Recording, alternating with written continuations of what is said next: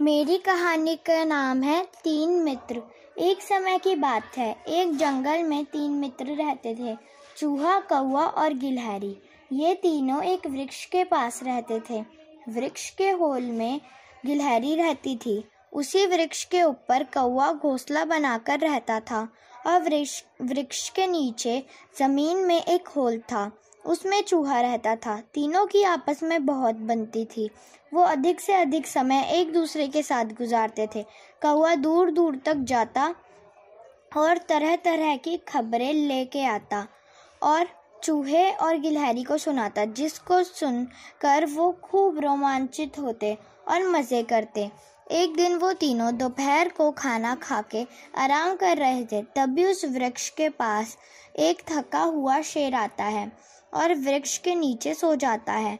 वह काफ़ी देर तक सोता रहता है। अब ये तीनों मित्र शेर के जाने का इंतज़ार कर रहे हैं कि कब शेर जाएगा और कब ये आपस में बातें करेंगे और खेलेंगे कूदेंगे, पर शेर नहीं जाता है। बहुत देर हो जाती है तो तीनों आपस में बातें करने लग जाते हैं। वो भूल जाते हैं कि यहाँ शेर भी है।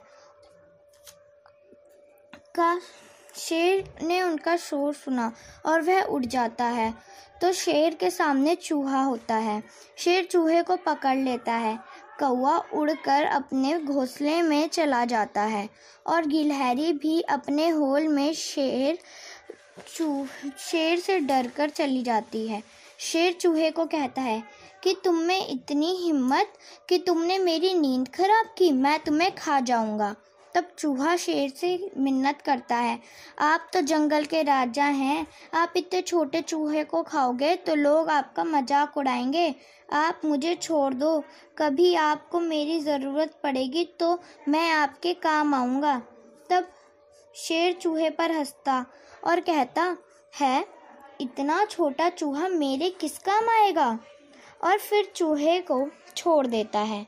एक दिन शेर जंगल में जाता होता है। तभी वहाँ किसी शिकारी ने जाल डाला रहता है और शेर उसमें फंस जाता है। तभी ऊपर से कौवा गुजर रहा होता है और वह देखता है कि यह तो वही शेर है। वह बोलता है, रुको दोस्त, मैं अभी चूहे को अपनी पीठ पे बैठा के लाता हूँ, वह तुम्हारा जाल काट देगा।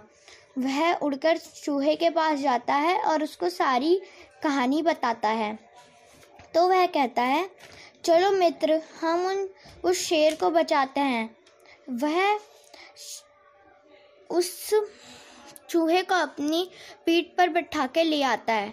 चूहा शेर के जाल काट देता है और शेर जाल से मुक्त हो जाता है। फिर शेर चूहे से माफ़ी मांगता है और कहता है कि उस दिन मैंने तुम्हारा मजाक उड़ाया था, उसके लिए मुझे माफ़ कर दो। उस दिन के बाद शेर ने भी उन तीनों से दोस्ती कर ली। अब तो चारों अच्छे दोस्त बन गए हैं और हंसी खुशी से रहने लगे हैं। इस कहानी से हमें यह शिक्षा मिलती है कि कभी भी किसी को छोटा नहीं समझना चाहिए। धन्यवाद।